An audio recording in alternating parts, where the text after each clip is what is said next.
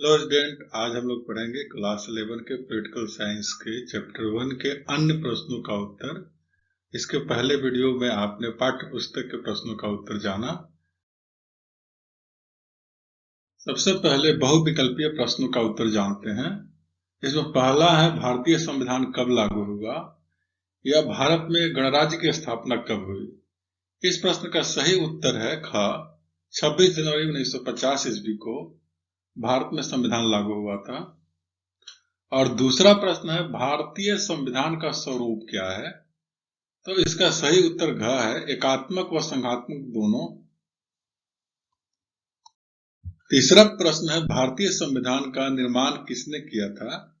इसका सही उत्तर है क, संविधान सभा ने। और चौथा प्रश्न है, संविधान सभा की प्रथम बैठक कब आयोजित की गई थी। तो इसका सही उत्तर है क, 9 दिसंबर 1946 को। पांचवा प्रश्न है, भारत विभाजन के परिणाम स्वरूप संविधान सभा के सदस्यों की संख्या घटकर कितनी रह गई। इसका सही उत्तर है 299। और छठा प्रश्न है, संविधान सभा में अनुसूचित वर्ग के कितने सदस्य थे। इसका सही उत्तर होगा ग, 26। सातवां प्रश्न है, संविधान सभा में किस राजनीतिक दल का वर्चस्व था। सही उत्तर ग है, कांग्रेस। और आठवां प्रश्न है, संविधान के विषयों पर विचार विमर्श हेतु कितनी समितियों का गठन किया गया। सही उत्तर ग है, 8। अब कुछ अति लोकप्रिय प्रश्नों का उत्तर जानेंगे। इसमें पहला प्रश्न है, संविधान की सरल परिभाषा लिखिए। उत्तर इस तरह से होगा, संविधान कुछ ऐसे बुनियादी सिद्धांतों का समूह है जिसके आधार पर राज्य का निर्माण किया जाता है और उसका शासन चलाया जाता है। दूसरा प्रश्न, भारतीय संविधान का निर्माण किसके द्वारा हुआ। सही उत्तर है, भारतीय संविधान का निर्माण संविधान सभा के द्वारा किया गया। और तीसरा प्रश्न है, भारतीय संविधान सभा का गठन कब हुआ। सही उत्तर है, भारतीय संविधान सभा का गठन 1946 ईस्वी में किया गया था। चौथा प्रश्न है, संविधान सभा के अध्यक्ष का नाम लिखिए। उत्तर है, डॉक्टर राजेंद्र प्रसाद संविधान सभा के अध्यक्ष थे। और पांचवा प्रश्न है, प्रारूप समिति के अध्यक्ष कौन थे। उत्तर है, प्रारूप समिति के अध्यक्ष डॉक्टर भीमराव अंबेडकर थे। और छठा प्रश्न है, भारतीय संविधान कितने समय में तैयार हुआ था। उत्तर है, भारतीय संविधान 2 वर्ष 11 महीने और 18 दिन की अवधि में बनकर तैयार हुआ था। सातवां प्रश्न है, भारत के संविधान में कितने अनुच्छेद, अनुसूची और परिशिष्ट हैं। उत्तर है, भारतीय संविधान में 395 अनुच्छेद, 12 अनुसूची और 9 परिशिष्ट हैं। आठवां प्रश्न है, भारतीय संविधान के 2 प्रमुख स्रोत क्या हैं। उत्तर है, भारतीय संविधान के 2 प्रमुख स्रोत अमेरिका का संविधान और दूसरा ऑस्ट्रेलिया का संविधान। 9वां प्रश्न में, भारतीय संविधान की 2 प्रमुख विशेषताओं का उल्लेख कीजिए। उत्तर होगा, भारतीय संविधान की 2 प्रमुख विशेषताएं हैं। भारतीय संविधान विश्व का सबसे विस्तृत तथा लिखित संविधान है और संविधान में स्वतंत्र न्यायपालिका का प्रावधान किया गया है। प्रश्न संख्या 10, भारतीय संविधान के 2 संज्ञानात्मक तत्व लिखिए। भारतीय संविधान के 2 संज्ञानात्मक तत्व निम्नलिखित हैं। संविधान को सर्वोच्चता प्रदान की गई है और दूसरा है, केंद्र तथा राज्यों के बीच अधिकारियों तथा कार्यों का स्पष्ट विभाजन किया गया है। 11वां प्रश्न है, भारतीय संविधान के 2 एकात्मक तत्व लिखिए। उत्तर है, भारतीय संविधान के 2 एकात्मक तत्व है। संविधान में गहरी नागरिकता का प्रावधान किया गया है और संविधान के द्वारा ही न्याय व्यवस्था की स्थापना की गई है। 12वां प्रश्न है, संविधान सभा का गठन किस मिशन के अनुसार किया गया था। और उत्तर है, संविधान सभा का गठन 1946 की कैबिनेट मिशन योजना के अनुसार किया गया था। 13वां प्रश्न है, संविधान सभा के लिए सदस्यों की संख्या कितनी निर्धारित की गई थी। उत्तर होगा, जिस संविधान सभा के गठन का कार्य हुआ उस समय तक भारत का विभाजन नहीं हुआ था, अतः अविभाजित भारत के लिए संविधान सभा के सदस्यों की संख्या 385 निर्धारित की गई थी। और 14वां प्रश्न है, अविभाजित भारत में संविधान सभा के लिए सदस्यों की संख्या का चयन कितना निर्धारित किया गया था।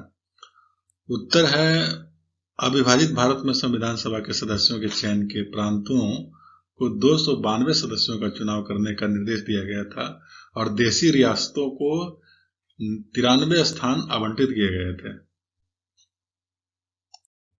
15वां प्रश्न है, भारतीय संविधान के विभाजन के पश्चात संविधान सभा के सदस्यों की संख्या घटकर कितनी रह गई? उत्तर है, भारत के विभाजन के परिणाम स्वरूप संविधान सभा के वास्तविक सदस्यों की संख्या घटकर 299 रह गई। और 16वां प्रश्न है, संविधान सभा ने औपचारिक रूप से भारतीय संविधान की रचना किस अवधि में किया? कि उत्तर है, संविधान सभा द्वारा भारतीय संविधान के औपचारिक रूप से दिसंबर 1946 और नवंबर 1949 के मध्य बनाया गया था। 17वां प्रश्न है, संविधान सभा की बैठक किस तिथि को तय हुई थी? उत्तर है, संविधान सभा की पहली बैठक 9 दिसंबर 1946 को हुई थी। इस बैठक का आयोजन अविभाजित भारत में किया गया था। 18वां प्रश्न है, विभाजित भारत में संविधान सभा की बैठक किस तिथि को तय हुई थी?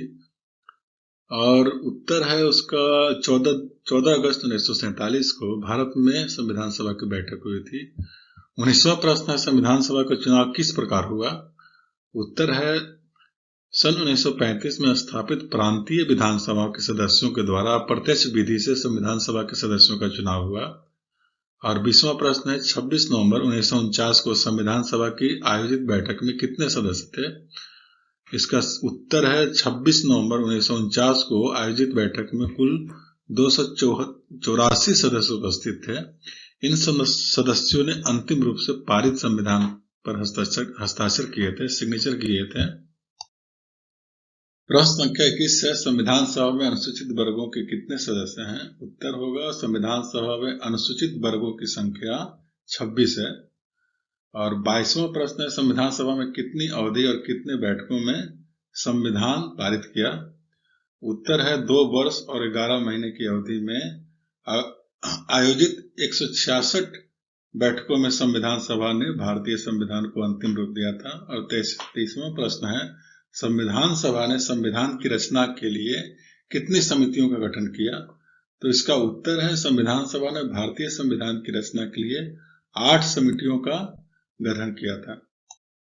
24वां प्रश्न है, संविधान का उद्देश्य प्रस्ताव किस नेता के द्वारा किस सन में प्रस्तुत किया गया था?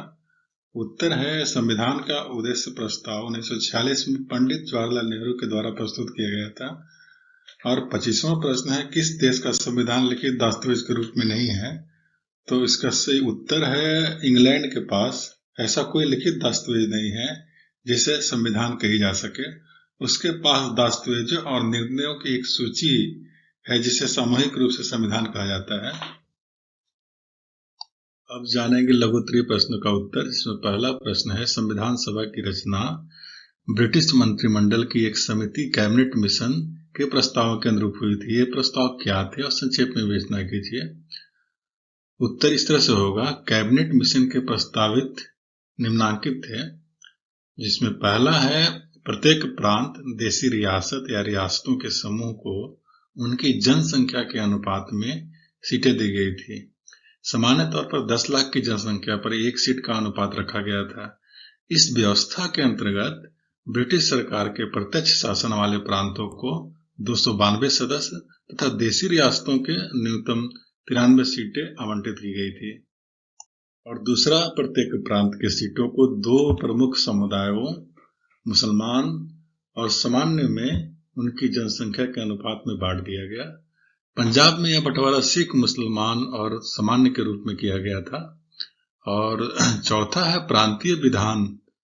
प्रांतीय विधान समस्याओं में प्रत्येक समुदाय के सदस्यों ने अपने प्रतिनिधियों को चुना और उसके लिए उनके समानुपातिक प्रतिनिधित्व और एकल संक्रमण मत पद्धति का प्रयोग किया। 5वां है, देशी रियासतों के प्रतिनिधित्व के चुनाव का तरीका उनके परामर्श से तय किया गया। दूसरा प्रश्न है, संविधान की प्रस्तावना का क्या अर्थ है? इसका महत्व लिखिए। उत्तर इस तरह से लिखेंगे, संविधान की प्रस्तावना किसी पुस्तक की भूमिका की तरह है। यह संविधान की भावना को परिलक्षित करती है।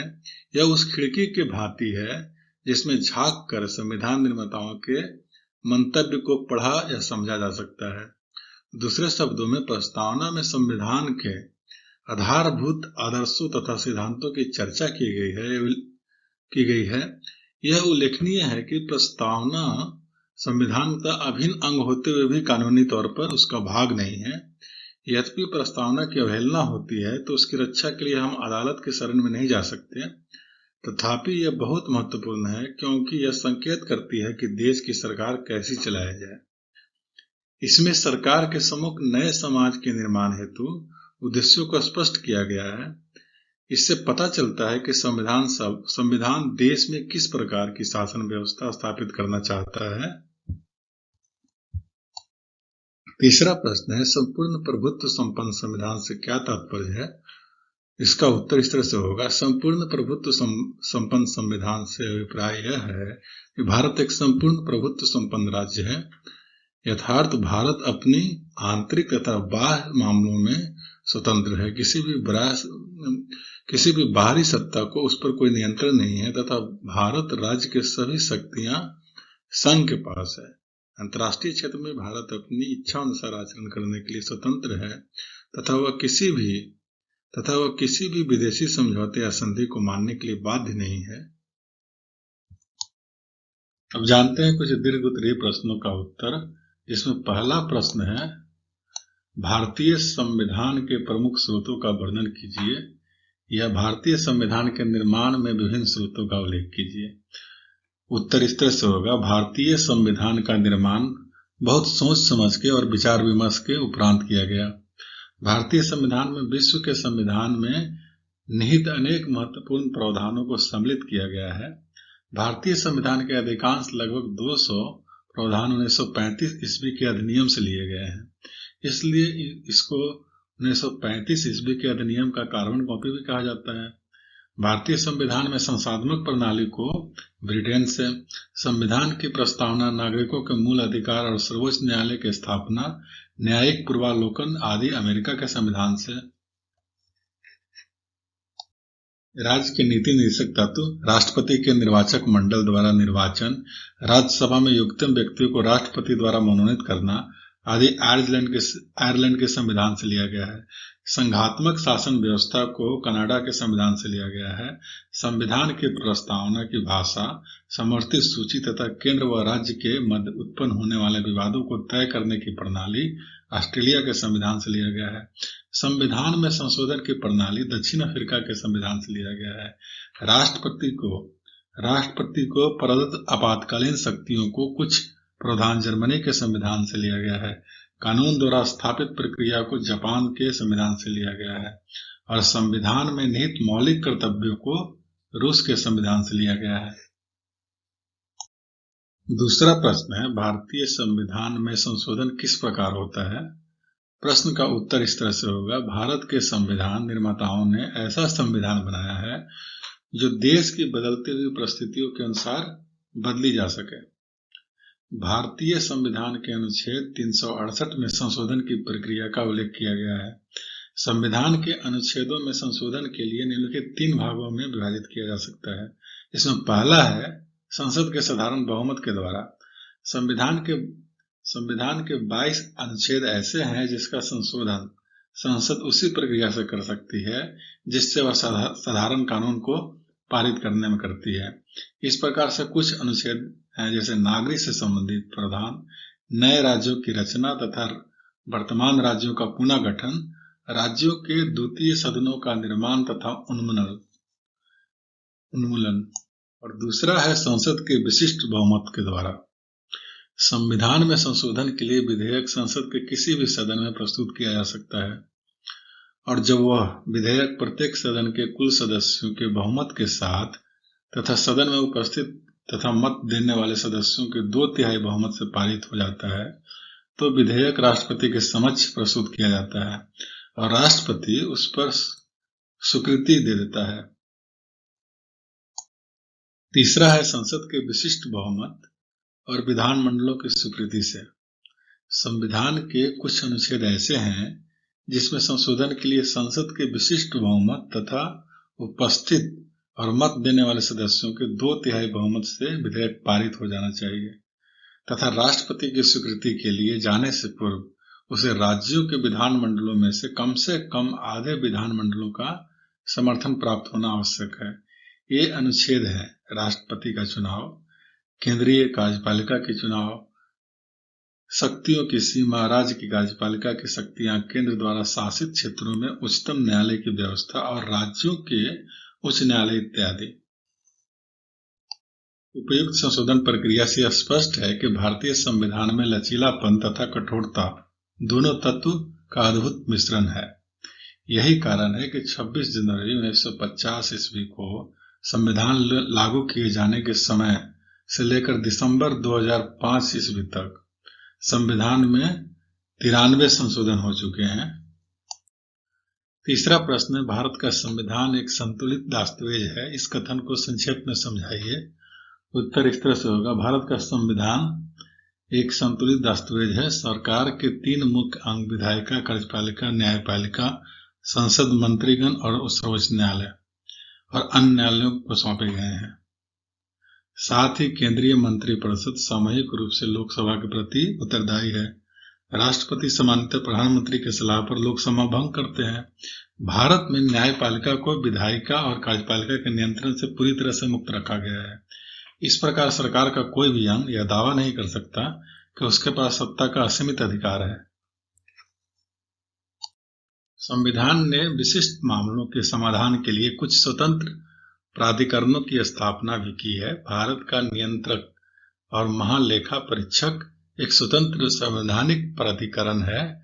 इस प्राधिकरण का मुख्य कार्य है केंद्र और राज्यों की आय और व्यय की जांच करना। निर्वाचन आयोग की स्थापना भारत में स्वतंत्र और निष्पक्ष चुनाव कराने के उद्देश्य से की गई थी। संविधान में यह प्रावधान किया गया है कि चुनाव आयोग एक स्वतंत्र निकाय के रूप में कार्य करे। संघ लोक सेवा आयोग अखिल भारतीय परीक्षा भर्ती के लिए परीक्षाओं के लिए आयोजित करता है। संविधान द्वारा राज्यों में पृथक यानी अलग रूप से लोक सेवा आयोगों की स्थापना की गई है। उपयुक्त संविधान प्राधिकरण यह सुनिश्चित करते हैं कि शासन की विधायी और कार्यकारी अंग पूरी तरह से नियंत्रण में रहे ताकि शक्ति संतुलन बना रहे। इस प्रकार शासन की कोई एक शाखा संविधान के लोकतांत्रिक स्वरूप को नष्ट नहीं कर सकती। चौथा प्रश्न है, संविधान से आप क्या समझते हैं? किसी देश के लिए इसकी आवश्यकता और महत्व का वर्णन कीजिए। उत्तर इस तरह से है, संविधान शब्द कॉन्स्टिट्यूशन शब्द का हिंदी रूप है। कॉन्स्टिट्यूशन शब्द का अर्थ है गठन। दैनिक बोलचाल भाषा में गठन शब्द का अर्थ है मनुष्य के शारीरिक ढांचे का गठन से लिया जाता है, किंतु नागरिक शास्त्र में कॉन्स्टिट्यूशन शब्द का अर्थ है राज्य के शारीरिक ढांचे के गठन से लिया जाता है। अन्य शब्दों में राज्य की शासन व्यवस्था के ढांचे का निर्धारण करने तथा उसके समुचित संचालन के लिए प्रत्येक राज्य में कुछ लिखित और अलिखित नियम होते हैं, जिनके अनुसार सरकार देश में शासन चलाती है या शासन करती है। इन नियमों को ही कानूनी भाषा में राज्य का संविधान कहा जाता है। परंतु यहाँ यह बात ध्यान देने की है कि राज्य द्वारा बनाए गए सभी नियमों व कानूनों के समूह को संविधान नहीं कहा जा सकता, वरन संविधान के अंतर्गत केवल वे नियम या कानून सम्मिलित होते हैं जिनके द्वारा शासन के संगठन और उसके ढांचे का निर्धारण किया जाता है और शासन के विभिन्न अंगों के पारस्परिक संबंधों का, उनके अधिकारों व कर्तव्यों तथा शासन वे नागरिकों के मध्य के संबंधों का निर्धारण किया जा सकता है। संविधान की आवश्यकता तथा महत्व आधुनिक लोकतांत्रिक युग में है, जबकि शासन व्यवस्था गांव के एक लेखपाल से लेकर राष्ट्रपति तक सैकड़ों सरकारी पदों में बिखरी हुई है।